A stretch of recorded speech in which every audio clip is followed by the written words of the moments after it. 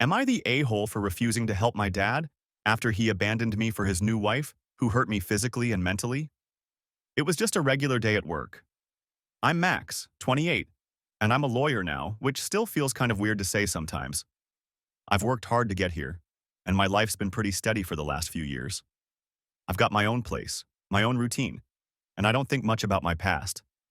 Honestly, I like to keep it that way. I don't bring up my family unless someone asks, and even then, I keep it short. So, there I was, sitting at my desk, doing my usual work stuff. The office was quiet except for the faint hum of the air conditioning, which was a nice change from the chaos of the courtroom. I was knee-deep in some paperwork when my phone rang.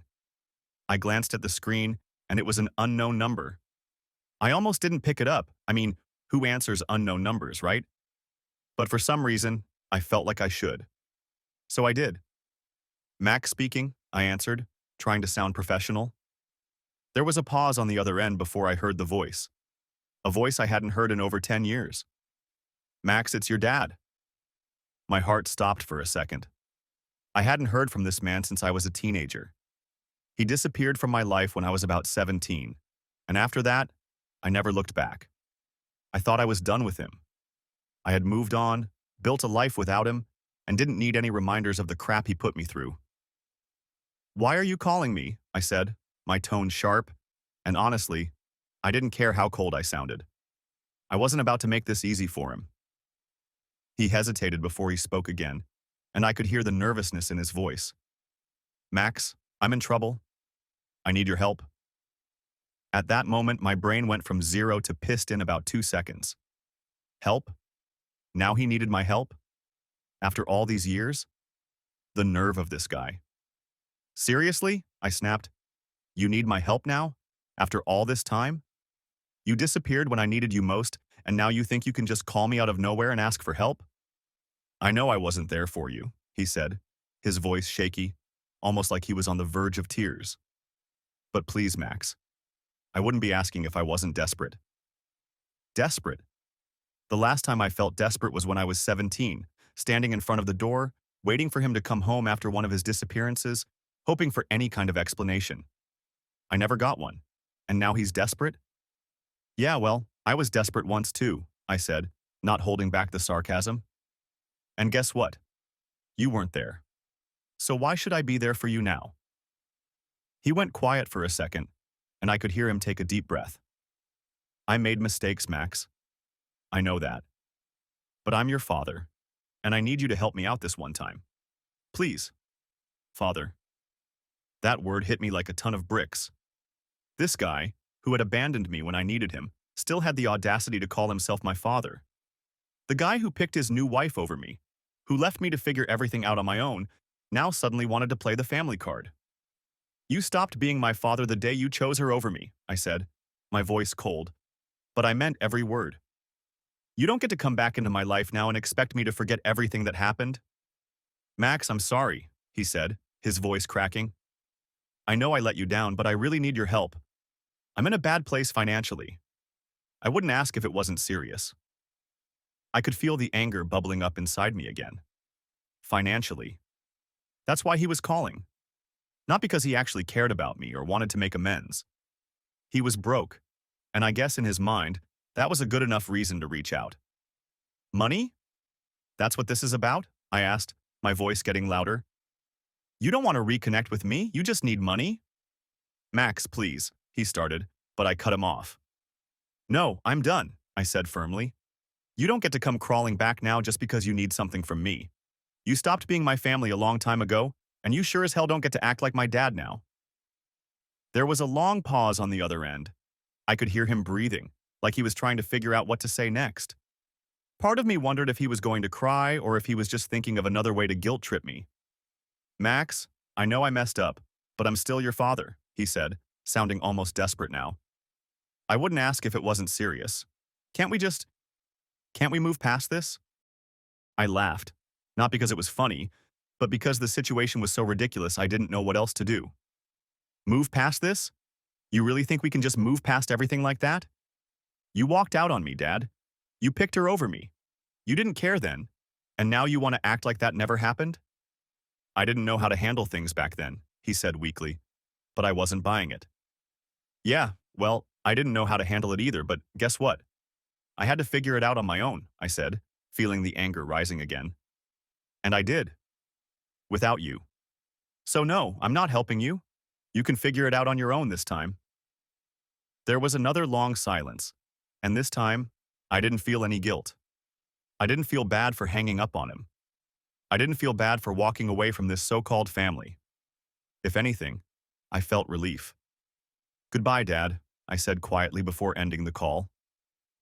I sat there for a minute, phone still in my hand, staring at the screen like I couldn't believe what had just happened. My mind was racing, going back to all the times I waited for him to come home, all the times I wished things would go back to how they used to be. But that was years ago. I wasn't that kid anymore. I had my own life now, one that didn't include him. And after that call, I knew for sure it never would. After that call with my dad, I couldn't shake off the memories it stirred up. It's been years since I've really thought about all that stuff, but once the door to the past opened, everything came flooding back. I mean, it wasn't always bad, you know? Things were good before Melissa came into the picture. And honestly, if it weren't for her, maybe my dad and I wouldn't have ended up where we are now, complete strangers. So yeah, before everything went to hell, life was normal. It was me, my mom, and my dad, and I actually have some good memories from back then. We didn't have a lot of money, but we had each other, and that was enough. My mom was amazing. She was always smiling, always there for me. I remember how she'd tuck me in every night, tell me stories, and make me feel like the most important person in the world. My dad was a decent guy back then, too. He wasn't around as much because he worked a lot, but when he was home, he'd play games with me or show me little things around the house, like he'd teach me how to fix stuff or show me how to tie a knot the right way. I guess in those moments I looked up to him. He seemed like a guy who had it all together. And my mom, man, she was the glue holding everything together. She was the one who made everything feel right. Even when things were tough, she'd somehow make it all feel okay. Our house might have been small and kind of old, but it was always full of warmth. I never felt like I was missing out on anything. I didn't care that we weren't rich or that I didn't have all the cool new toys. I was happy. But that happiness didn't last forever. When my mom got sick, it was like everything changed overnight. She was the strongest person I knew, but there wasn't much anyone could do when cancer came into the picture. I still remember the day they told me she wasn't going to make it. I didn't really understand it at the time, but I knew something was wrong. I mean, how could I not? Suddenly, she wasn't the same person, and no matter how much I wanted things to go back to normal, they didn't. My dad, he changed too. He wasn't the same guy anymore.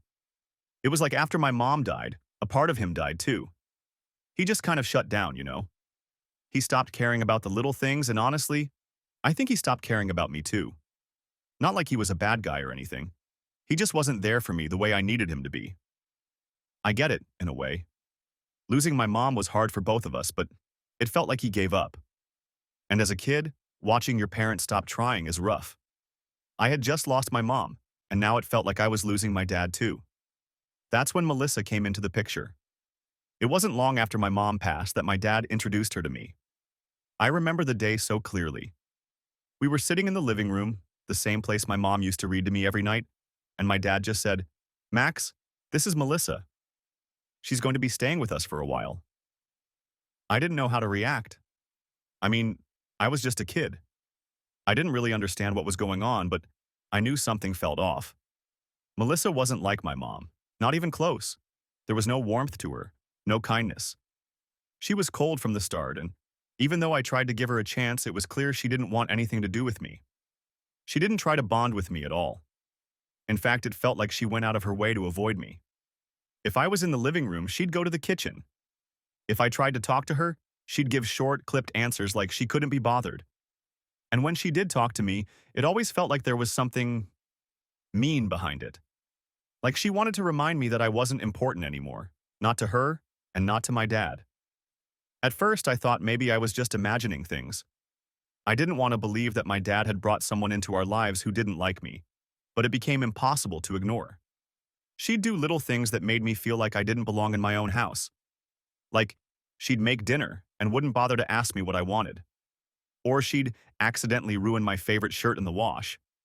At first, it was just small stuff, but it started to add up. And every time something happened, I'd try to tell my dad. But he never believed me.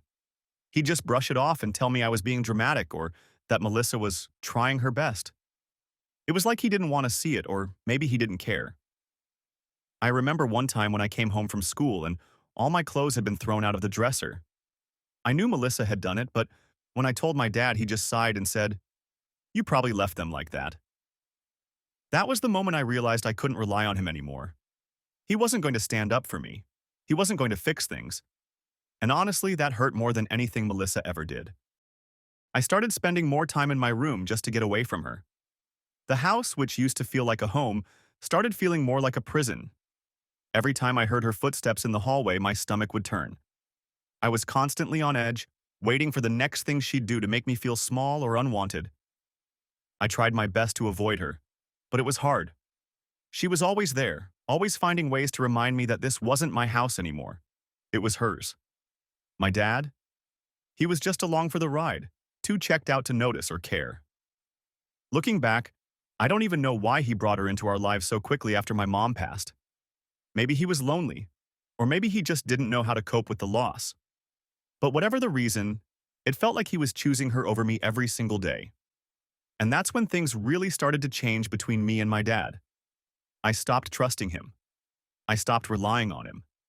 I figured if he wasn't going to be there for me, I had to learn to take care of myself. It wasn't easy, but I didn't have much of a choice. I guess, in a way, that's when I started to grow up. I had to.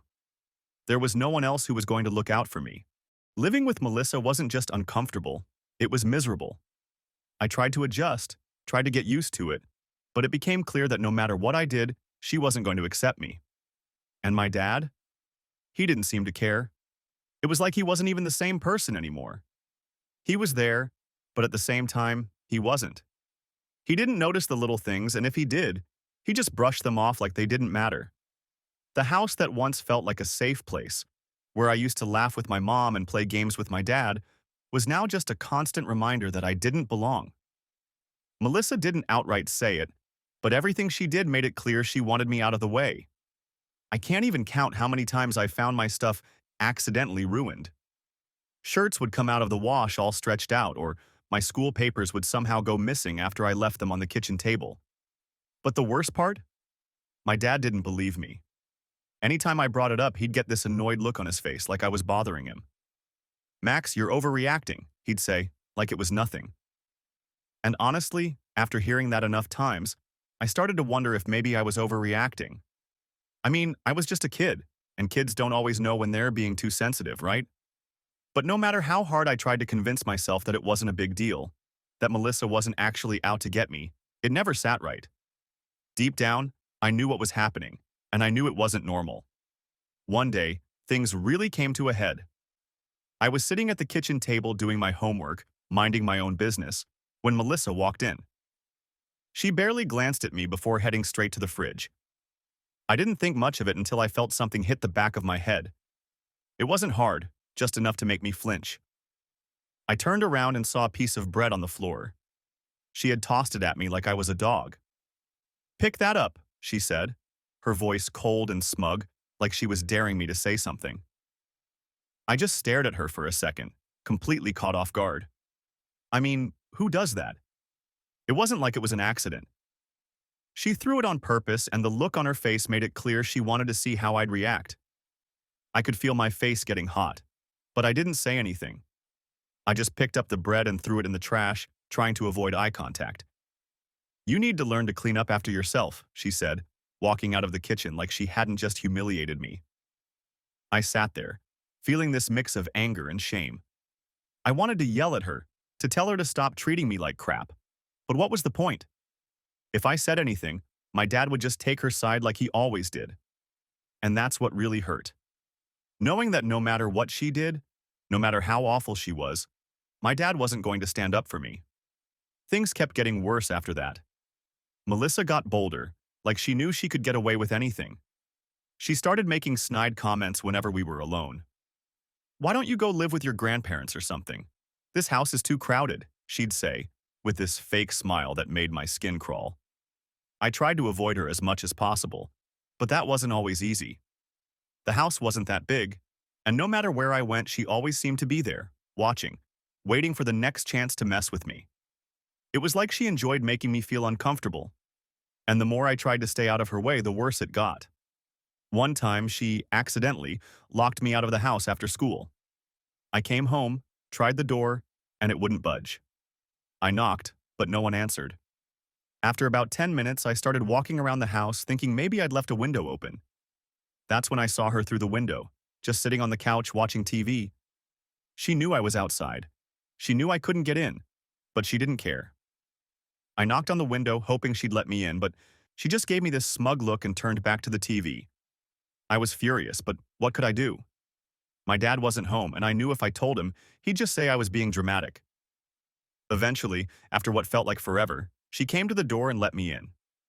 "Oh, did you need something?" she said, her voice dripping with fake innocence. "I didn't hear you knocking." I clenched my fists, trying not to lose it right there, but I just nodded and went to my room. That was my life now, walking on eggshells, trying not to piss her off, knowing that no one had my back. What made it worse was that at school, things weren't much better. I couldn't focus in class and my grades started slipping. My friends noticed I was acting different, but I didn't know how to explain what was going on at home. It wasn't like I could just come out and say, "Oh yeah, my stepmom's a nightmare and my dad doesn't care." So I just kept it to myself, which only made me feel more isolated. The few people who did know, like my teachers, didn't really do anything either. One time, my math teacher pulled me aside and asked if everything was okay at home. I just shrugged and told her I was fine, because what else was I supposed to say? I wasn't about to tell her that my dad didn't believe me, or that I was basically living in a house where I wasn't wanted. I was too embarrassed. But the more I tried to keep it all inside, the more it ate away at me. I felt trapped, like there was no way out of this situation. I couldn't talk to my dad, I couldn't stand up to Melissa, and I couldn't just leave. I was stuck, and every day felt like it was getting harder and harder to deal with. I remember one night lying in bed, staring at the ceiling, thinking about how everything had changed. My mom was gone, my dad didn't care, and Melissa had taken over our lives like she owned the place. And there I was, stuck in the middle of it all, with no way to make it better. I guess that's when I started to realize that I was on my own. No one was going to fix this for me. No one was going to swoop in and save the day. I had to figure out how to survive this mess by myself, and that's exactly what I did. By the time I got to school the next morning, I was exhausted. Between everything Melissa had done and my dad not believing me, it felt like I was trapped with no way out. That night had been especially bad. Melissa had accidentally slammed the bathroom door into me as I was walking by, leaving a bruise on my arm. I knew it wasn't an accident. She did stuff like that all the time, just subtle enough that she could claim it wasn't on purpose. But the pain didn't just come from the bruise itself. It came from the fact that I knew my dad wouldn't care, even if I told him. I tried to keep my head down at school, just go through the day like normal, but something was off. I wasn't acting like myself, and people noticed, especially my teacher, Mrs. Parker. She was one of those teachers who paid attention, who really cared about her students, and I guess she noticed that something wasn't right with me that day. During class, I kept pulling down my sleeve to hide the bruise, but it was pretty bad. Even though I tried to act like everything was fine, I could feel the pain every time I moved my arm. I was just trying to get through the day without drawing attention to myself, but Mrs. Parker saw something was wrong. She kept looking at me, probably noticing how quiet I was or how I kept fidgeting with my sleeve. After class, as everyone was packing up to leave, Mrs. Parker asked me to stay behind. I felt my stomach drop. I wasn't sure what she wanted, but I had a feeling she knew something was up. "Max, can you stay for a minute?" she said, her voice soft but serious. I nodded, not really knowing what else to do. The rest of the class filed out, leaving just me and Mrs. Parker in the room. She came over to my desk and knelt down so we were at eye level. It was kind of weird. She wasn't yelling at me or giving me a hard time like most teachers would when you're in trouble. Instead, she just looked at me with concern. "Is everything okay, Max?" she asked, her voice gentle. "You've been acting different lately, and I'm worried about you." I didn't know what to say. I mean, what could I say? I wasn't about to spill my whole life story right there in the classroom. But then she did something that caught me off guard. She reached out and gently took my arm, pulling up my sleeve just enough to see the bruise that Melissa had left. Her eyes widened when she saw it. "Max, how did this happen?" she asked, her voice still calm but with a hint of urgency. I froze. I wasn't expecting her to notice, and now that she had, I didn't know how to explain it. My first instinct was to lie, to say it was an accident, that I'd bumped into something or fallen. But the look in her eyes told me she wouldn't believe that. "Did someone do this to you?" she asked, pressing a little more but still gentle. I could feel the lump forming in my throat. I wanted to tell her. I wanted to tell someone, anyone, what was going on at home. But I was scared. I didn't know what would happen if I told the truth. Would they believe me? Or would it just make things worse? Mrs. Parker must have sensed my hesitation because she said, "Max, if someone is hurting you, you can tell me. I'm here to help." That did it. The words just came spilling out before I could stop them. I told her everything, about how Melissa had been treating me, how my dad didn't believe me, how I felt like I was completely alone. I even told her about the door incident, how Melissa slammed it into me on purpose. Once I started talking, I couldn't stop. It was like everything I'd been holding in for so long just poured out. Mrs. Parker listened quietly, her face serious, but kind. When I finished, she nodded and stood up. "I'm going to talk to the principal," she said. "We're going to get this sorted out." For the first time in what felt like forever, I actually felt a little bit of hope. Maybe someone would finally believe me. Maybe my dad would have to face the truth, and Melissa would stop tormenting me. But that hope didn't last long. The school called my dad and asked him to come in. I was sitting outside the principal's office when he arrived, looking annoyed, as if this whole thing was just a waste of his time. When he saw me, he didn't even ask if I was okay. He just shook his head like I was causing trouble again. We went into the principal's office, and Mrs. Parker was there too. I thought maybe with her there, my dad would finally understand what was happening. Maybe if someone else told him, he'd realize I wasn't making it up. But as soon as they started talking, my dad shut it all down. "Max has a history of making up stories," he said, his voice calm but dismissive. "He's a bit dramatic, always blowing things out of proportion. I'm sure this bruise was just an accident, but he likes to act like the world's ending." I could feel my heart sinking. Mrs. Parker tried to argue, but my dad was so convincing. He acted like he had everything under control, like he knew what was best for me. And for some reason, they believed him. The principal nodded along as my dad explained how I had a tendency to exaggerate things, how I was always looking for attention. Even Mrs. Parker, who had just heard everything I told her, seemed unsure now. By the end of the meeting, my dad had convinced them that I was just a kid looking for attention, that the bruise was just an accident, and there was nothing to worry about. I couldn't believe it. I sat there in shock as they all agreed to keep an eye on things, but essentially, nothing would change. After the meeting, my dad didn't say much. He just gave me that look, one that told me I was in trouble when we got home. And sure enough, when we did, he laid into me. "What were you thinking, telling your teacher those lies?" he snapped. "Do you know how embarrassing that was for me?" "But it wasn't a lie," I said, my voice small. "Melissa." "I don't want to hear another word about Melissa," he interrupted. "You're making things harder than they need to be. Stop being so dramatic." He didn't even bother talking to Melissa about what happened. Instead, he grounded me, telling me that if I ever pulled something like that again, there would be even worse consequences. I didn't say anything else. I just nodded and went to my room, feeling more trapped than ever. That night, as I lay in bed, I thought about how close I had come to finally getting out of that situation, and how it had all fallen apart. No one was going to help me. I was on my own. After everything that happened, I felt like I was on the edge. I didn't know what to do anymore. Staying in that house felt unbearable, but I didn't know where else to go. I thought about Alex's offer to crash at his place, but deep down, I knew that wasn't a real solution. I needed something more permanent, somewhere safe where I didn't have to keep walking on eggshells every day. That's when I remembered my grandpa, my mom's dad. I hadn't seen him in years. My dad made it pretty clear after my mom died that I shouldn't reach out to him. He said stuff like, We don't need to bring him into this, or your grandpa doesn't need to be involved in our lives. At the time, I didn't question it. I figured my dad had his reasons. But now? Now I was starting to wonder if maybe he just didn't want anyone else knowing what was going on at home. So I sat on my bed, staring at my phone, thinking about what I should do. Part of me was scared to make the call. What if he didn't want to help? What if he didn't even care anymore? But I couldn't stay in that house any longer, not after what Melissa said about my mom. That was the last straw. I needed out. Without thinking too much, I dialed his number. My hands were shaking as I listened to the phone ring. It felt like an eternity before he picked up. Hello? My grandpa's voice came through, sounding just like I remembered. Calm, strong. Grandpa, it's me. Max, I said, my voice barely above a whisper. Max?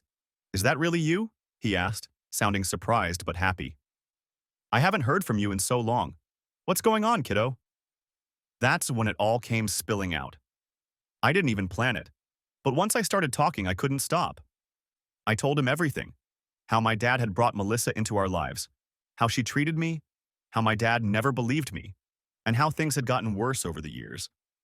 I even told him about the awful things Melissa said about my mom, how she made me feel like I didn't belong in my own house. By the time I finished, I was crying. I hadn't cried in a long time, but this was too much to hold in. Max, why didn't you call me sooner? My grandpa asked, his voice tight with anger. I would have come to get you the moment this started. I didn't know I could, I admitted. Dad always told me not to bother you, that you didn't need to be involved. There was a long pause on the other end of the line, and I could tell my grandpa was trying to keep himself calm. Max, pack your things. I'm coming to get you. You're not staying there another minute. I didn't hesitate. I grabbed my backpack, threw in as much as I could, and waited by the door. My heart was racing, not because I was scared, but because I finally felt like I was doing something. I was getting out of there. About an hour later, I saw my grandpa's car pull up in front of the house. I ran outside before anyone inside could stop me. When I got in the car, my grandpa looked at me, and I could see the anger in his eyes, but also the relief. I should have been here for you sooner, he said, shaking his head. But I'm here now, and I'm not letting them hurt you anymore. As we drove away, I felt this huge weight lift off my shoulders. For the first time in years, I felt safe. I didn't have to worry about what Melissa would say or do. I didn't have to feel like I was alone in all of this. I had my grandpa, and that was enough. Later that night, after we got to his house and I had a chance to calm down, I overheard him on the phone with my dad. I couldn't hear everything he said, but I caught enough. If you ever come near Max again, I will call the authorities, my grandpa said, his voice firm and cold. You had your chance to be his father, and you failed. Stay away from him. I didn't hear what my dad said in response, if he even said anything at all, but my grandpa hung up shortly after that, and when he came back into the room, he didn't say much about it. All he said was, "You're safe now, Max. Don't worry about him." And that was it. I never heard from my dad again. Not until that phone call years later, the one where he tried to ask for my help, as if nothing had ever happened. As if abandoning me for Melissa was something we could just move past. But by then, it was too late. I had already built a new life for myself, one that didn't include him. And I knew, deep down, that I was better off without him.